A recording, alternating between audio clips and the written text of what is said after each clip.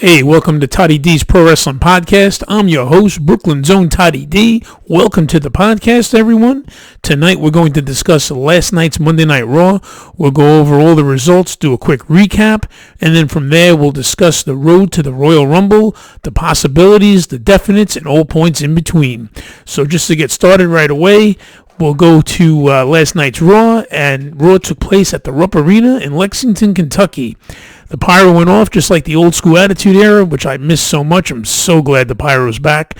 Vic Joseph welcomed us. He was joined by, of course, none other than WWE Hall of Famer Jerry the King Lawler. So now the opening contest, we saw a little opening with Randy Orton and AJ Styles. They've been going back and forth for the last couple of weeks. You know, they've been stealing each other's finishers, calling each other out. And then, of course, the third person to come in for that triple threat match was Drew McIntyre. And let me tell you something. I've been a personal fan of Drew McIntyre's ever since back in the days when he was the chosen one. I hated the gimmick, but I knew he had potential back then. And now Drew McIntyre is starting to show his worth. He's starting to shine. And I think this is going to be the year for Drew McIntyre to be world champion. You heard it here first, folks, because the guy's got all the tools. He's got the look. He's got the build. He's got all the moves. He has charisma. He's like, you know, not to steal Lex Luger's old catchphrase, but he is the total package.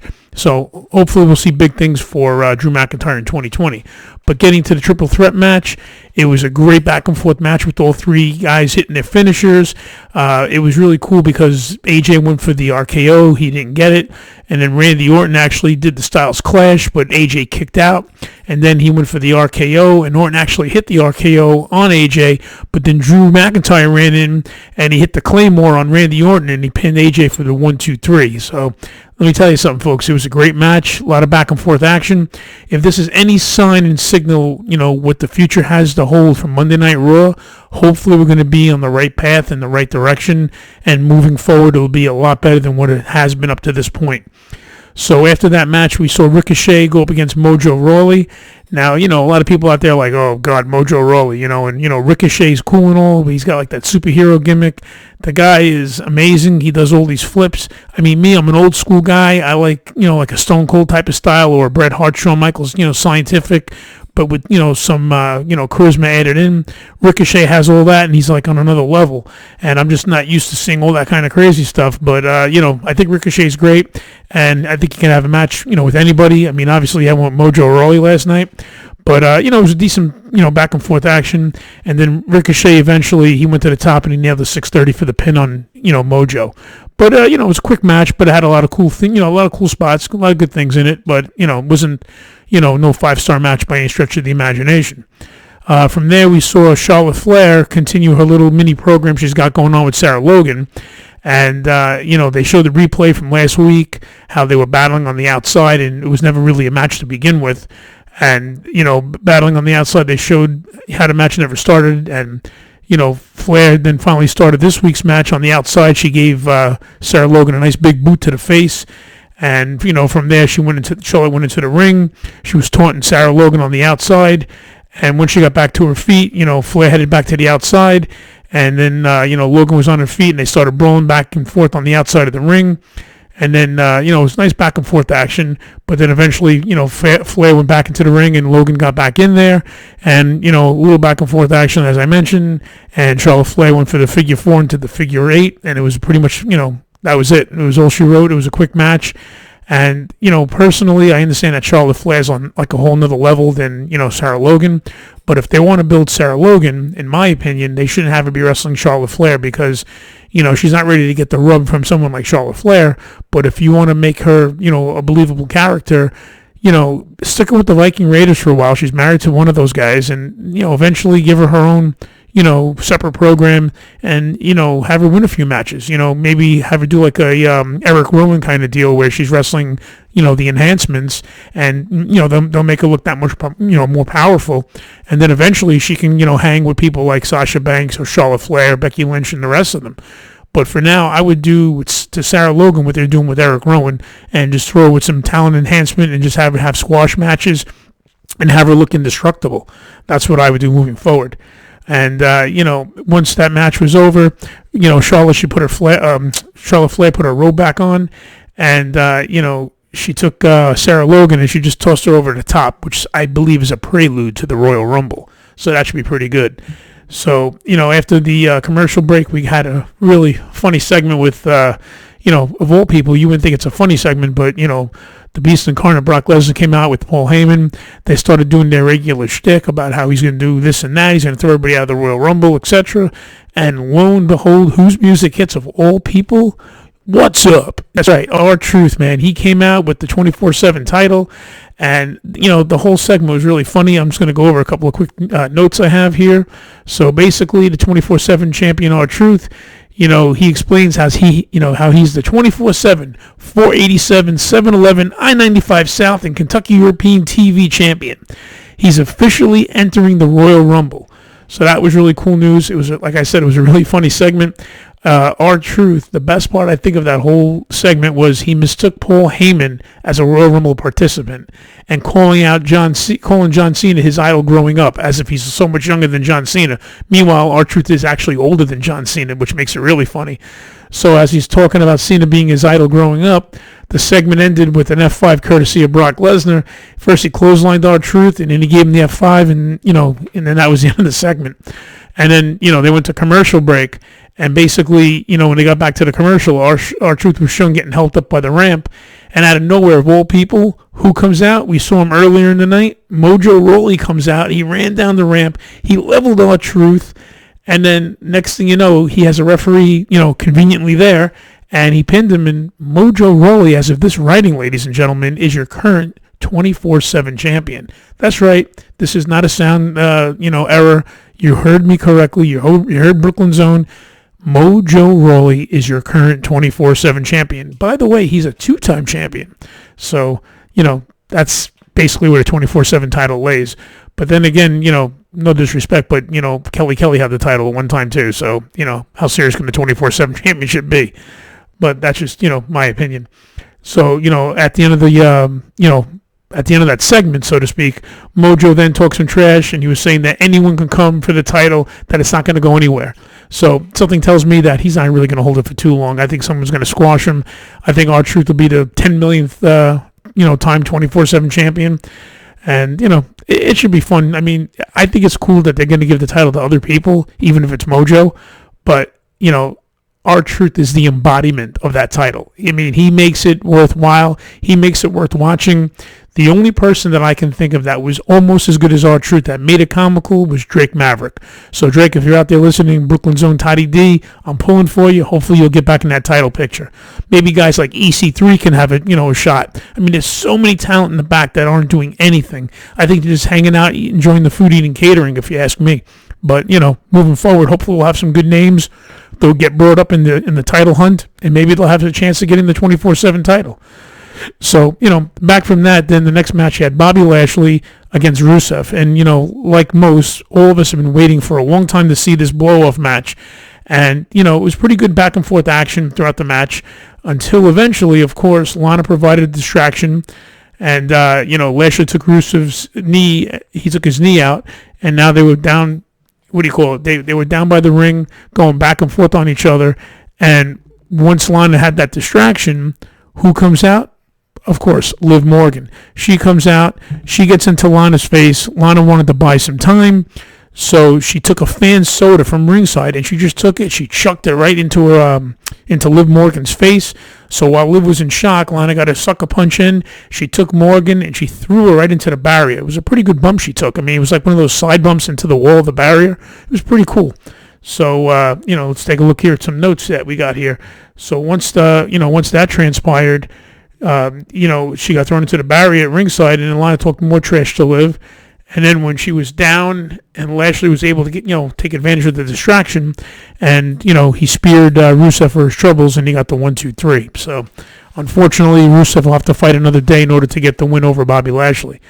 But, it was a good match. It was some good back and forth action. But I have to say that spear that Lashley gave him was pretty cool. It was a good spear. So then up next was another boring.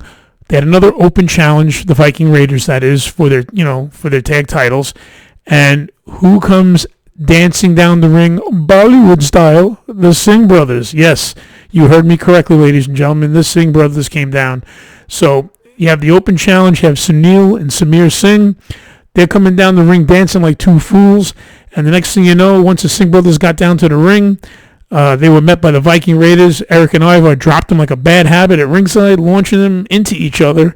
Ivar slammed Sunil into the ring. Samir also got dropped. And then Eric slammed Ivar on top of both of the brothers in the ring. Sunil got hit with the Viking Experience for the pin and the win. So the Viking Raiders are still your tag team champions. And surprise, surprise, they beat the Singh brothers. Then again, the Singh brothers, they can't fight their way out of a paper bag. So I don't know how they're going to fight and beat the Viking Raiders. But, whatever. They're all fun to watch. So up next was the contract signing for the Ladies Raw Championship match that will be at the Royal Rumble. Becky Lynch will be defending her Raw Women's Championship against current co-holder of the tag team titles, Asuka. So basically, the women got into the ring. Jerry the King Lawler, he was in charge of the contract signing, so to speak. So your Raw Women's Champion, Becky Lynch, she came out first. And basically, she didn't say a word to Jerry the King Lawler. And she took a seat. And, she was at the contract table just hanging out waiting. Then out next were the women's tag team champions. Asuka came out. And she was, accompanied by Kairi Sane, her Kabuki warrior, cohort in crime. And Asuka was starting to speak in Japanese. It was crazy. She was just like blurting stuff out, yelling in Japanese. I couldn't make out what she was saying. Then she finally sat down. Kairi Sane, she tried taunting Asuka with the umbrella. Kairi Sane started taunting Becky Lynch with the umbrella. I apologize. And she kept on, messing with her. And, Becky Lynch finally had enough. And she took the umbrella. She grabbed it from Kairi Sane. And then Sane eventually, left the ring. So, when she left the ring, now both participants are signing their contract. And then Lynch said, "May the best woman win." And from there, Asuka took the green mist. She spit it right into Becky Lynch's face. It was awesome. I mean, Becky sold it really good. She was, blinded, screaming. And then eventually, Asuka left the ring laughing with Kairi Sane at Becky Lynch's expense, so to speak. And then once that, segment ended, the medics rushed over to assist Becky. The Kabuki Warriors, they were up the ramp by that point laughing. And then, eventually Becky Lynch grabbed the microphone and she stated that Asuka is the most dangerous woman that she's ever faced. Becky goes on, she was threatening, and she said that, if this has to go down with Asuka at the Rumble, she's going to go down swinging with her, and she swears to God that she'll take Asuka with her. So, this is turning into like one hell of a, rivalry, and, they're kind of like making Becky Lynch's character like unsure of herself and like speaking as if she's walking on eggshells, and she's like cautious, and she doesn't know if she can, actually rise to the occasion and beat Asuka and retain the title. So her character recently isn't that confident in the man character. She's more as if, I don't know if I can beat Asuka.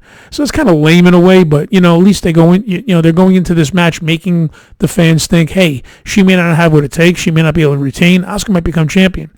My prediction is going to be that Becky Lynch will retain at the Royal Rumble, and hopefully not only will she retain, but maybe the Kabuki Warriors can actually focus on defending the tag titles. I mean, what's the point of having women's tag titles if they're not going to defend them, right? I mean, right or wrong? You tell me. So, back from the break, after what went down last week with Rey Mysterio getting attacked by Andrade, if you guys remember 2 weeks, not last night, but last week, Andrade took Rey Mysterio's mask, he ripped it off, and he gave it to Zelina Vega as like a trophy. So then, later on, Andrade was getting interviewed, and then Rey came out, and he started, beating down Andrade, and he got the mask back. So now, because of all that stuff that went down, next week on Monday Night Raw, there's going to be a ladder match for the United States Championship. So that should be really good. It's going to be live on Monday Night Raw. I think this is just going to be a space filler for now. I believe that Andrade's going to retain. They're just waiting to get another face to have like a next rivalry with Andrade. And I think the Big Show is filling in right now for Rey Mysterio as far as concerned, hanging out with Samoa Joe, teaming with him, and teaming with Kevin Owens, going against he calls himself now the Messiah, Seth Rollins, which we're about to get into. And eventually, if Rey Mysterio becomes part of that program, you're going to have like a 4-on-4 possibility. You can have Samoa Joe, Kevin Owens, and Big Show Then with also Rey Mysterio going up against, eventually the AOP with Seth Rollins, and we're about to get into their new partner in their stable, don't have a name for it yet, is Buddy Murphy. And we're going to jump into that in a couple of minutes. So, basically, before we get, too ahead of ourselves, what led to that was there was a fourth match last night with Aleister Black against Buddy Murphy. Another instant classic. They were going back and forth, beating the crap out of each other. I mean, I couldn't keep up with it. The kicks, the moves. These guys, man, they stiff each other hard. I mean, they're both two tough dudes, and I give them credit. I mean, they're pretty awesome. And, so basically, like I said, there was a lot of back and forth action. And then it ended up being the same, ending, unfortunately, for Buddy Murphy. Black went with the huge black mask while Murphy was on his knees. And then Black once again covered Murphy for the pin and the win for a fourth match. 4-0 is Aleister Black. Buddy Murphy, obviously, on the other side of that coin, being 0-4. So, from there, after that match was over, the next match that came up was Eric Rowan against another talent enhancement. And the story continues with, the question, what's in that cage? What does Eric Rowan have in there? If you remember last week, a guy peeked in, he got sprayed with some kind of mist, or he got bit, his face was covered in blood. Well, yesterday, Eric Rowan went to his cage, and he got bit by his own pet. His hand was covered in blood. He then went into the ring, and basically he took the jobber. And, once he had that bleeding hand, he hit the ring. He did a big splash in the corner to this guy, whoever he is, and he followed up with the Iron Claw, and he slammed him for the pin in the win. It was like 1, 2, 3. It was really quick. But, the story continued on with, this whole question of what's in the cage. And 1 week a guy's face gets bitten, and now Eric Rowan himself gets his hand bit. So, they're leading up to something. I have no idea what's in that cage. Whatever the hell it is, keep it away from me. I don't want to see it. I don't want to know about it. It's not my concern. And believe me, I won't get anywhere near it. So, from there, once that match was over, throughout the whole time, Buddy Murphy, he was sitting at ringside still on the floor by the barriers because he's still sitting there in shock, not believing that he lost again, a fourth time to Aleister Black. So I guess it's weighing on the dude's head. He was really, in a bad place. And the final match of the night, the main event, was the fist fight. You had Big Show, Kevin Owens, and Samoa Joe against Seth Rollins and the Authors of Pain. Brutal back and forth action. During the match, Kevin Owens ran up to the LED curve on the stage. He jumped off. Basically, he took a page out of John Morrison's book. Very, very Morrison-esque. He went up, looked like one of those quarter pipes that you would ride on your bikes. He ran up and he did like a backflip on the outside. It was really cool. And, he landed on the side of the stage. And basically from there, Joe ran to the stage. He put a comm through the table. And, basically there was a huge pop for that. And then Shawn and Rollins were going back and forth on the ring. And then you still see Buddy Murphy at ringside, as I mentioned. And, basically, he's hanging up by the barrier. Show's about to deliver a knockout punch to Rollins. Then Buddy Murphy came in with the low blow. I couldn't believe it. He low blowed Big Show. And then, right from behind, he got him. Rollins was shocked. He looked on, and then Rollins and Murphy, they then put Show through a table in the corner. And then from there, the AOP, they grabbed Owens, and they choke slammed him through Joe on an announce table. So it was like a sandwich. It was Owens on top of Joe, boom, through the table. They were done. Stick the fork in, like Gorilla Monsoon used to say. They were done. So now we're back in the ring, and now Show's trying to get up, and Rollins goes for the curb stomp, but Show sent him to the corner, and then Show threw Murphy over to the top rope of the floor, and then Show hit Rollins in the corner, but the AOP then, of course, they ran in, picked up Show up into position, allowing Rollins to nail the curb stomp on Show in the middle of the ring, and the referee called the match as all three members of the Big Show, they were still down, and the winners were Seth Rollins and the AOP. But now the cool thing is, after the match, Rollins, he's hugging both members of the AOP, right? So, what we got here? Okay, so this just in. My correction. So after the match, Rollins, he hugged both members of the AOP, and then also he hugged Buddy Murphy. That's right. He hugged Buddy Murphy, and Lawler said that the Monday Night Messiah must have a new disciple now. So that is the birth of Seth Rollins being called the Monday Night Messiah. Interesting name. So Rollins, Murphy, and AOP, they stood all together in the ring, and they were raising their arms in the air.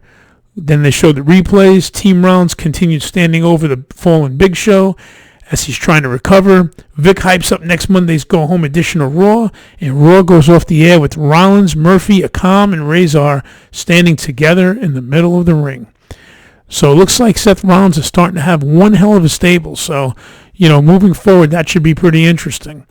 But, getting into the Royal Rumble that's not coming this weekend, but the following weekend, this just in, basically I'm getting a nice confirmed list of men who are going to be in the Royal Rumble. So you're going to have Brock Lesnar, as we all know, entering at 1. Roman Reigns is going to be in the Rumble.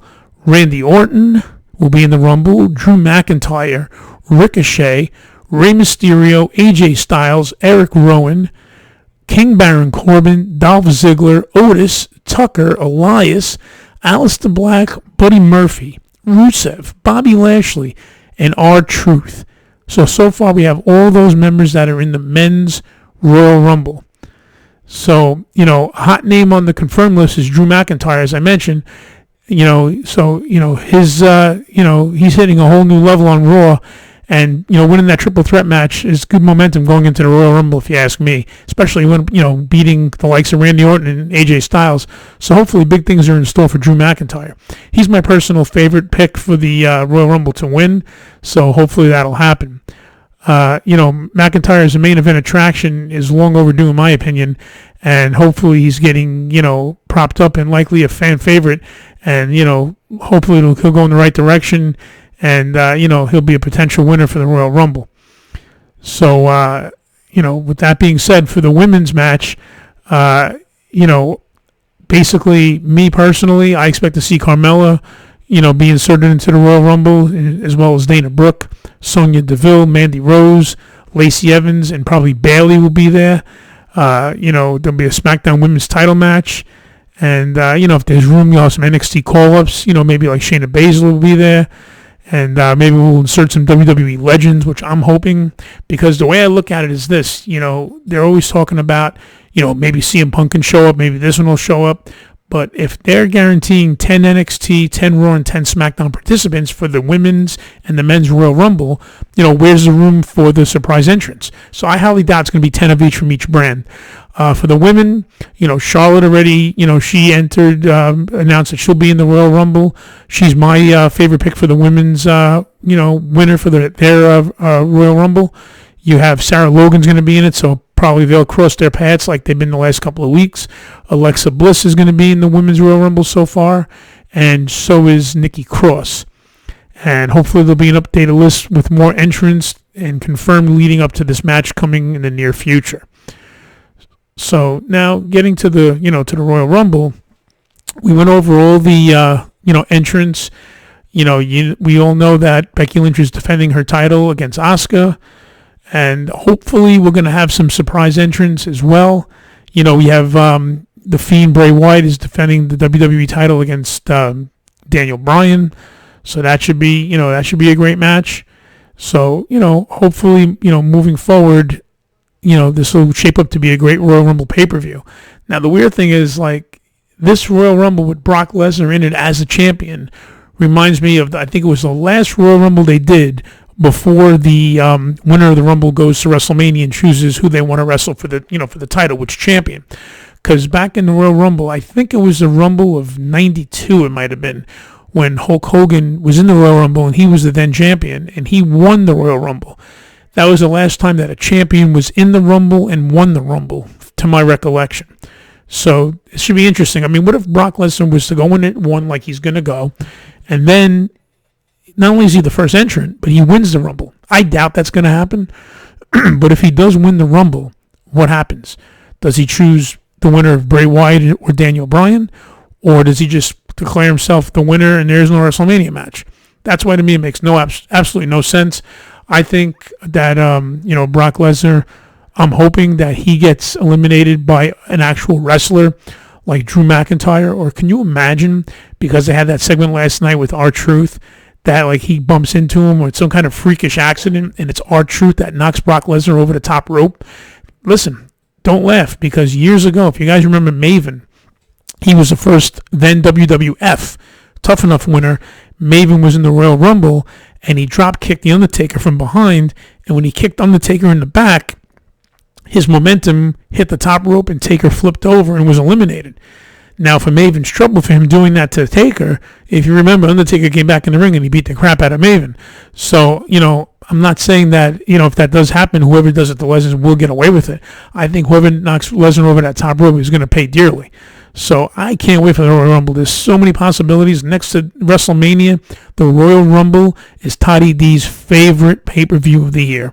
So many things happened. I remember when we were kids, I used to go to my buddy's house, and his dad was big into it, and he would take a hat, and he would make us all take like 5 or 6 names, and, we knew everybody who was in the Rumble ahead of time, and we put like 10, 15, 20 bucks, whatever it was, and whoever had the winning name, for the numbers, won. So it was almost like a Super Bowl kind of thing with numbers. It was really cool. And I remember one year, of all people that I had Jimmy Snuka. Well, needless to say, he didn't win the Rumble, God rest his soul. But then we used to, bet on who we thought would be a surprise entrant. And just as a joke, I said the Honky Tonk Man. And he came out. I forgot what number he came out, but he came out, and I won that pool. It was really funny. But, getting back to to the Rumble, there could be a lot of surprise entrants coming in. There's been talk about CM Punk. There's talk about Edge coming in. I mean, I got the Rated R Superstar shirt on for a reason, folks. I'm wearing it tonight because I was going to get into it and discuss him. I mean, can you imagine if Edge makes a comeback? I mean, he was forced to retire in 2011, I think it was, and he had, neck issues and all kinds of stuff. And then at that point, they were saying that if he were to come back and take one bad bump, then, it's the end for him. He can become paralyzed or, God forbid, even worse. So I'm just hoping that he knows what he's doing if he is making a return. Obviously, if he makes a return like Daniel Bryan, the doctors, they approved everything. It's cleared. I'm all aware of that. But, excuse me, at the end of the day, you're still taking an awful risk because of all those past injuries that you've had. And speaking of Edge, his wife, Beth Phoenix, I saw some videos of her today. She was pressing, bench pressing, and looks like she's looking for another comeback in wrestling. I mean, she looks almost as diesel as she did when she was in her prime. So, you have a lot of potential comebacks. You have Edge maybe coming back, Beth Phoenix. Now there's talk that not only will CM Punk might return, but they're looking to have him with AJ Lee, his wife, to return. And not for nothing, she left right at the dawn of the women's revolution. And it's too bad she left when she did, because she would have been like on top of that. And, there could have been a lot of potential good feuds. A lot of money was left on the table. I mean, she could have had some good feuds with Sasha Banks, Charlotte Flair, Becky Lynch, Bayley, and so on. There's so many, women's wrestlers that she could have feuds with. So maybe she'll come back. Maybe she won't. Who knows? But also, speaking of which, for women's wrestlers, hopefully Ember Moon, she'll get well soon. I'm sure you guys saw already, about the Achilles tear she had. It turns out that she tore it when she was doing a backstage segment running and chasing for the 24/7 title. So that really stinks. That's a bad break. No pun intended. Hopefully she'll get well soon, as well as Xavier Woods. They both have the same injury. Actually, tonight Xavier Woods is going to be on FS1's the Fox show tonight at 11 o'clock, and I think Emma Moon's going to be on as well. So that should be a pretty good show. I wonder, with Xavier Woods being on the show, I highly doubt that Paige will be on the show, if you know what I mean. But anyway, I shouldn't be joking like that, because Triple H got into trouble for that, and, I'm no Triple H, but, just making a little joke out there. No pun intended. So, let's get out of the Royal Rumble for a minute, and even out of the wrestling ring, so to speak. Former wrestler, my childhood hero, the incredible, the immortal Hulkster, Hulk Hogan. He recently auctioned off his 1994 Viper that he drove in the streets when they had the parade for him when he went to WCW. The car was, it's a total decked out Hulkmobile, red and yellow with the Hulkster on the hood. And, it's looking really good. And he did an auction, and the car sold for either $75,000 or $80,000, and the proceeds, I believe, are going to some type of Wounded Warrior donation, which is a hell of a cause. So hats off to you, Hulkster, way to go. If I had the money, I would have purchased that car myself, because that's a hell of a collector's edition. I would love to have that in my collection. So whoever got the car is lucky. And, one of these days, if Toddy D hits the big one and I hit the lotto, look me up and sell me the ride, and I'll definitely take it off your hands. So, that's about it for now for that. But Royal Rumble's coming around. It's going to be great. I mean, tomorrow night, there's more wrestling on the horizon. Tonight is Impact Wrestling. I have that recording, I believe, so I'll be able to discuss that after the fallout of AEW tomorrow. As we all are aware by now, Tessa Blanchard is the heavyweight champion. And, I'm sure everybody's aware that a day before the match took place, there were allegations that came in, that she said some off-color remarks toward numerous women's wrestlers in the background over the last few years. And, kudos to Impact Wrestling. They stuck with the program, and they still put the title on her waist. So hopefully whatever issues they were, even though they came out a day before the title going onto Tessa's waist, I'm sure that all these issues were resolved, I like to think, because I don't think a company would put a title on someone's waist if there were still issues that were still, open issues. So hopefully they're all taken care of, everything is resolved, and, best of luck to Tessa Blanchard on having a good title run. I mentioned it yesterday, and I'm not going to go into it too much, but, men and women, yes, should be treated equally. I love men's wrestling. The women's wrestling is good as well. But I feel that the women should be in the women's division and the men should be in the men's division, because at the end of the day, it doesn't look good when you have a man and a woman wrestling each other in an intergender match. I'm an older person, so it doesn't bother me, but, there's kids that watch wrestling. Kids are impressionable. They see a woman getting beat up by some big dude like a Brian Cage, and they think, oh, that's really funny what happened, ha, ha, ha. And then the next thing you know, they go to school, and, they start doing that to, one of their classmates. So I don't think it's cool. And also, when you have a match like that, think about it. If the big guy beats on the woman and he wins, whoop-de-doo, you don't look good. Makes you look like a bully, makes you look like an abuser. Now, if the woman wins, it's going to make the guy look soft. So either way, they're in a, it's not a win-win. It's a lose-lose situation, if you ask me. But let's see what Impact does and where they're going with this, and see how long she has a title run for and who actually gets the title off her waist eventually. That's even more interesting. The question is not if, when it happens, who it's going to be. So, maybe she'll have a decent title run, and we'll find out before 2020's up, but we'll see. So, I'm going to get ready to watch FS1 tonight and see what happens. I'll discuss that during the week with the AEW results tomorrow night.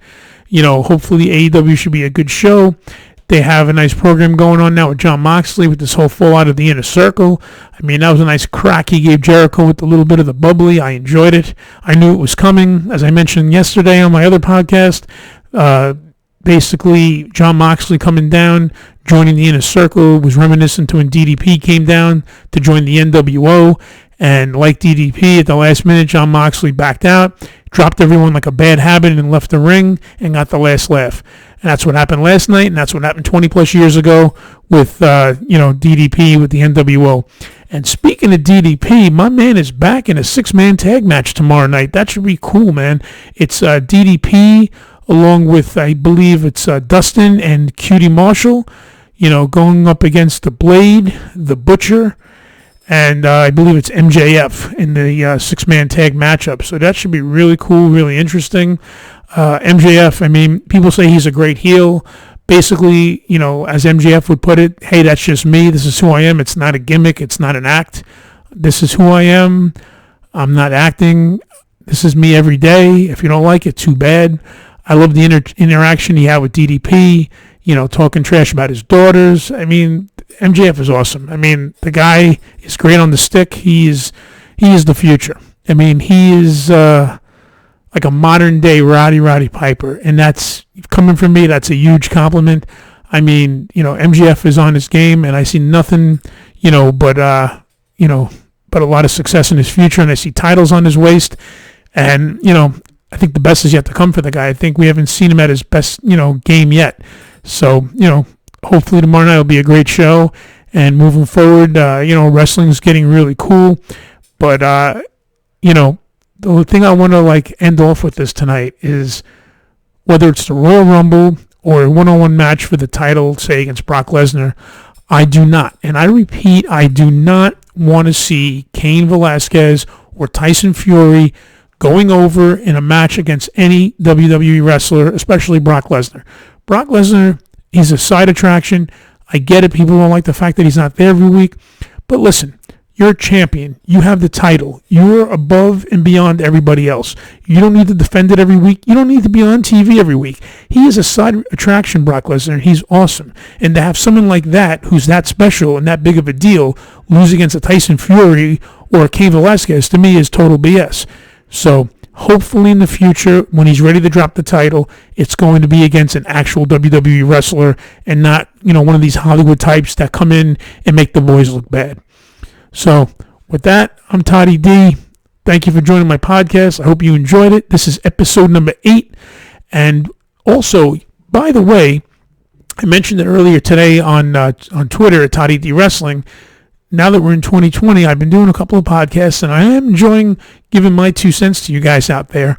But the best is yet to come. I am starting to do one-on-one, face-to-face interviews this year in 2020. More to follow with that. I have a bunch of people lined up. I can't get into it who they're going to be. Once they're scheduled, once we get in the studio and it's a done deal, I'll let you guys know right away. From there, it'll be on my YouTube page, Toddy D, Toddy, space letter D on the search. It'll be at Toddy D Wrestling, and it'll be on my podcast. Toddy D's Pro Wrestling Podcast, that is on Podbean.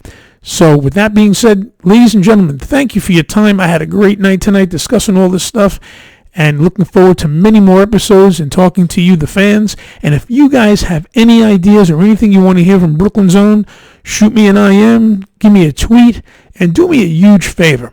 Anyone who follows Brooklyn Zone Toddy D on Twitter at Toddy D Wrestling, I promise you have my word. I will follow you back. So with that said, I'm looking forward to hearing from everybody. Enjoy AEW tomorrow night. Enjoy SmackDown on Friday night if I don't talk to you guys before then. And by the weekend, I will have a recap of AEW, SmackDown, live, and all points in between. I'm Toddy D. Thank you for joining my podcast, Toddy D's Pro Wrestling Podcast, that is. And I will see each and every one of you guys at ringside. Be well.